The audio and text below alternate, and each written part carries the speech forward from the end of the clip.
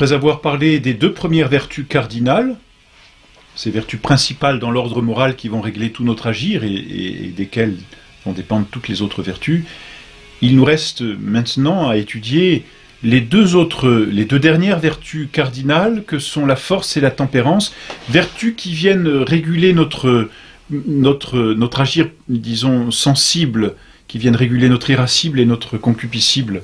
Les anges, par exemple, qui n'ont pas de corps, qui n'ont pas de passion, qui n'ont pas de sensibilité, n'ont pas ces vertus de force et n'ont pas ces vertus de tempérance, parce qu'ils n'ont rien à réguler dans l'ordre corporel. Ils ont la vertu de prudence, ils ont la vertu de justice, mais la force et la tempérance ne leur appartiennent pas à proprement parler. Pour nous, la force et la tempérance vont réguler tout ce qu'il y a de sensible en nous. Et tout d'abord, la force. La force va réguler en nous cette partie qu'on appelle l'irascible, c'est-à-dire tout ce qui se porte vers les choses difficiles. Et c'est ça, la force. La force est la vertu qui nous fait entreprendre des choses difficiles, ou même qui nous fait souffrir de grands maux. Voilà donc la vertu de force.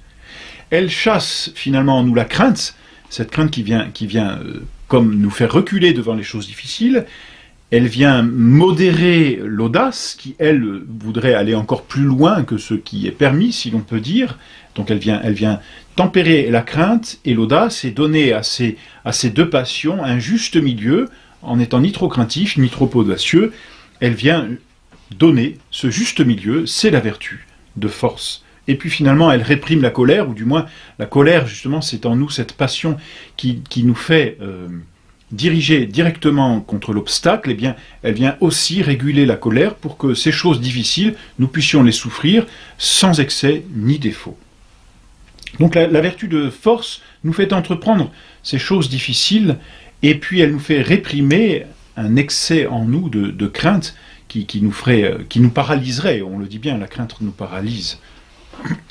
Il y a donc autour de la force une quantité de vertus, on dira annexes justement, d'autres vertus morales qui vont graviter et qui vont être comme les différentes facettes de notre vertu de force. Première vertu, c'est la magnanimité. Le magnanime, c'est celui qui a une grande âme et qui se porte vers les grandes choses. Autre vertu, la magnificence, c'est celui qui est prêt à répandre ou à dépenser beaucoup pour une noble cause. Et donc qui est capable de se séparer même de beaucoup de choses pour une noble cause, magnificence. Autre vertu de force, la patience. Comme le mot l'indique, pâtir. C'est cette vertu qui nous permet de souffrir certains maux et d'en accepter la souffrance. Je suis patient, c'est-à-dire je souffre. D'ailleurs, la première patience, c'est à l'égard de soi-même, je me souffre tel que je suis. Bien difficile. Autre vertu, la persévérance, qui elle nous fait souffrir des maux dans le temps. Persévérance et longanimité, deux vertus qui non seulement sont connexes à la patience, mais sont comme cette vertu de patience prolongée dans le temps, persévérer, n'est-ce pas? Quand on est assiégé par un ennemi, persévérer dans le combat contre cet ennemi. Le fort, voyez, ce n'est pas celui simplement qui se propose d'attaquer l'obstacle, mais celui qui est fort, c'est non seulement celui qui attaque, mais celui qui perdure dans l'attaque. Perdurer, c'est-à-dire continuer dans le temps, cela c'est la force. Persévérance. Notre Seigneur le dit d'ailleurs, seul celui qui persévérera jusqu'au bout sera sauvé. Et cette persévérance, d'ailleurs, même la vertu de force, transparaît le mieux dans cet acte qu'on appelle le martyre, qui consiste là pour le coup à souffrir les plus grands maux. Et le plus grand mal pour nous, c'est la mort, c'est de nous ôter de ce que nous avons de plus précieux, la vie. Eh bien, le martyre est l'acte le plus héroïque de la vertu de force, parce qu'il consiste à soutenir le plus grand mal possible, la mort, et la souffrance qui en est connexe, mais pour une vie, pour une autre vie, pour la vie éternelle, pour la vie de Dieu. On préfère justement perdre sa vie humaine pour gagner et garder la vie divine. C'est ce qu'il y a de plus héroïque, le martyre. Et celui qui meurt martyr meurt vraiment dans un acte héroïque de la vertu de force. Cette vertu de force, on le sait bien, est connexe à toutes les autres vertus. De foi, bien sûr, d'espérance et de charité. C'est pour garder la foi et l'amour de Dieu qu'il endure le martyre. De prudence, car il a pesé, et plutôt que d'avoir cette prudence excessive de la chair et des biens temporels, il a jugé et il a décidé qu'il était plus prudent de garder la vie divine, de justice, parce qu'il rend à Dieu ce qui lui est dû, en préférant justement l'honneur de Dieu que l'honneur des hommes et son propre honneur. Vertu de force aussi. On peut s'opposer, bien sûr, et on peut pécher contre la force. Ce sont des vertus dont on parle peu, malheureusement, mais il est facile, hélas, de pécher aussi contre la vertu de force. On peut pécher par excès contre la force en étant téméraire, n'est-ce pas, en voyant plus que ce qui est possible, en étant présomptueux, en étant audacieux de façon excessive, et puis on peut pécher par défaut en étant trop craintif et en n'entreprenant rien. Il y a donc ceux qui manquent de force parce qu'ils ne font rien, il y a ceux qui manquent de la vertu de force parce qu'ils en font trop. Et en faire trop, c'est manquer aussi à la force. Il y a ceux qui sont trop forts parce qu'ils sont présomptueux, parce qu'ils sont ambitieux. L'ambitieux pêche, voyez, par excès de force. Il en veut plus qu'il n'en est capable. Il y a des ambitieux qui veulent être chefs alors qu'ils ne sont pas capables d'être chefs, de commander. C'est un ambitieux. C'est un manque de force. Il y a ceux qui sont plus qu'ambitieux, qui pêchent par vaine gloire, justement, trop de force. Et puis, il y a ceux qui manquent de force aussi, comme je vous l'ai dit, en étant trop timides, en étant, on dit, pusillanime. Contrairement à la magnanimité, mania anima, celui qui a une grande âme, qui vraiment est très généreux, le pusillanime, c'est celui qui ne fait rien, une petite âme, pusillanime, craintif, excessif. Il n'ose pas dire, il n'ose pas, reprocher à quelqu'un son mal, alors qu'il le devrait, comme un supérieur peut le faire vis-à-vis de son inférieur, par exemple. On peut pécher contre la force en étant prodigue, n'est-ce pas? La prodigalité, c'est-à-dire qu'au lieu d'être magnificent, c'est-à-dire de dépenser justement dans un juste milieu ce qu'il faut, on dépense à l'excès. On pense à cet enfant prodigue d'ailleurs de l'Évangile qui dispense tous ses biens, prodigalité. La parcimonie, par exemple, c'est un péché par défaut. On ne dépense pas assez. Bon. L'insensibilité, c'est un défaut de force. C'est celui qui n'est pas sensible aux mots qui le concernent ou aux mots du prochain. Une insensibilité, c'est un péché, oui. Péché qui va contre la vertu de force, contre la patience, justement. Oh, ça ne me fait rien, dit-on. Je suis impassible, je suis insensible. Eh bien, c'est un péché. Non, on doit souffrir et on souffre. Celui qui arrive à ne plus souffrir manque de force. À l'inverse, l'impatient manque de force aussi, puisque lui ne souffre pas non plus, mais parce qu'il ne supporte pas, justement, la souffrance. Contre la persévérance, d'ailleurs, on peut aussi pécher par opiniâtreté.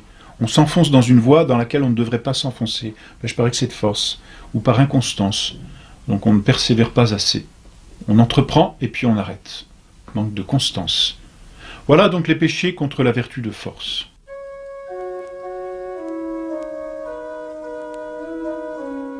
Après la vertu de force, il y a cette autre vertu, cette dernière vertu cardinale, qu'on appelle la vertu de tempérance.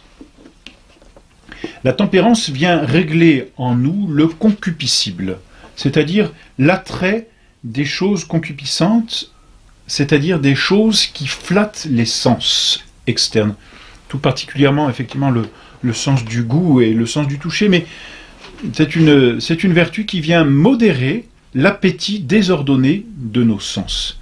C'est une vertu qui vient donner le juste milieu dans ce qui peut flatter nos sens, de ce qu'il faut prendre comme étant bon et de ce qu'il faut réfréner comme étant mauvais. Donc toutes les passions de l'appétit concupiscible, les délectations corporelles tout particulièrement, vont être régulées, modérées et trouver leur juste milieu par la vertu de tempérance. Les parties constitutives de la tempérance sont d'abord la pudeur. Le mot le dit bien, la pudeur, c'est ce dont on doit avoir horreur naturellement. Pudeur vient du latin qui signifie rougir, justement.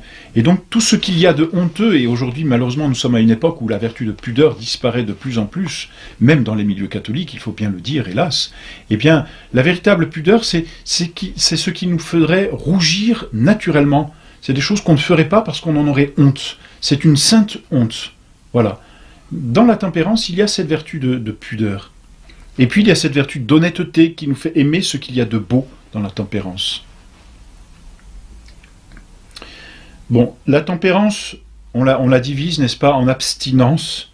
L'abstinence, c'est ce qui vient régler la nourriture, les excès ou les défauts qu'il pourrait y avoir dans le manger.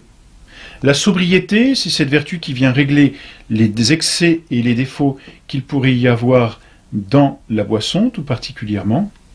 Et puis la chasteté, c'est cette vertu qui vient régler la concupiscence dans les actes qui sont aptes à la génération. Et donc dans cette vertu de chasteté, eh bien, la concupiscence va être soumise à la loi de la raison, selon les états dans lesquels les personnes sont engagées, par la virginité, ou bien dans le mariage, par la chasteté du mariage, ou pour les veuves ou les veufs, eh bien, par cette vertu de chasteté. D'ailleurs, à la chasteté se rattachent deux autres vertus dont il est important aujourd'hui de parler. On a parlé de la pudeur, parlons de la pudicité, justement, ou de la retenue. C'est ce qui va régler tous les actes extérieurs, les regards, l'habillement, les paroles, les comportements extérieurs, et qui pourraient se rattacher au plaisir déshonnête. Eh bien, tous ces actes vont être régulés par la pudicité ou la retenue. À la tempérance, il y a des vertus annexes.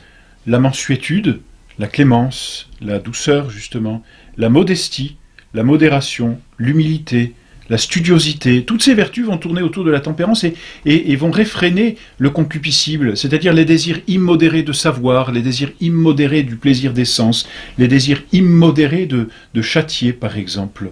Voilà. Toutes ces vertus donc vont réguler notre concupiscible.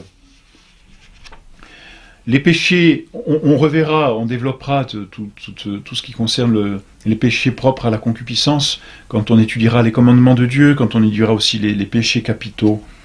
Mais les péchés opposés à la tempérance, eh bien, par défaut, c'est d'abord l'intempérance, et par excès, on peut dire l'insensibilité, encore une fois.